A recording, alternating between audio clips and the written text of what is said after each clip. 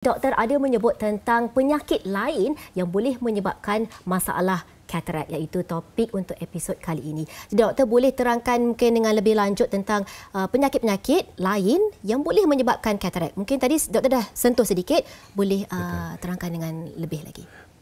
Penyakit lain yang penting yang boleh dikaitkan dengan katarak ini adalah yang paling penting adalah kencing manis. Kalau pesakit itu mendapat kencing manis tapi yang kurang kawalan, darah dia tak dikawal dengan sepenuhnya, benda ini akan disebabkan dia akan menukar proses metabolisme dalam mata kita. Jadi benda itu boleh menyebabkan katarak. Itu yang paling penting sekali lah. Salah satu dia adalah yang lain adalah contohnya radang dalam mata yang kita panggil uveitis.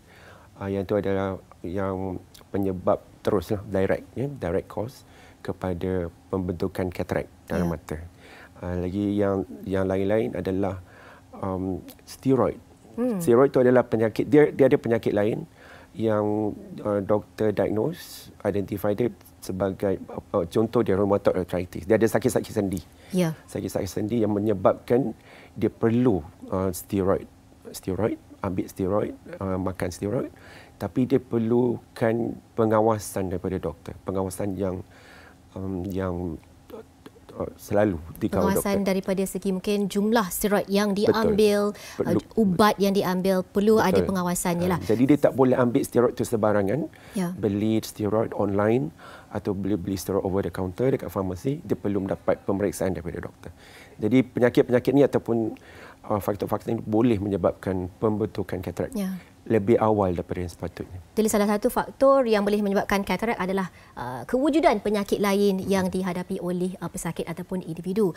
Selain daripada itu, saya pasti ada faktor genetik ataupun biologi yang boleh menyebabkan katarak juga.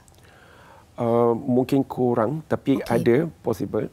Tapi kita tak boleh nak cakap kalau mak dia ada katarak, anak dia kena ada katarak. Yang itu dia punya faktor adalah kurang sikit. Faktor dia selalunya dia akan ada faktor lain dulu. Faktor yang macam saya cakap tadi, faktor usia, faktor kencing manis, faktor radang mata ataupun kecederaan mata. Faktor-faktor itu kena ada dulu baru dia dapat katarak. Doktor, bagaimana pula dengan faktor gaya hidup?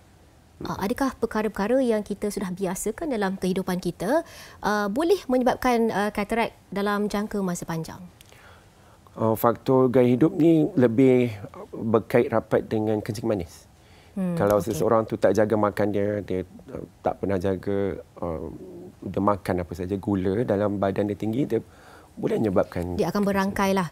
Ada postulasi dalam dulu kita buat research, kita cakap mungkin disebabkan oleh cahaya matahari, expose, pendedahan kepada cahaya matahari berlebihan. Tapi kebanyakan kajian-kajian itu tak konklusif. Bukan kita cakap mesti kena cahaya matahari je mesti dapat katarak.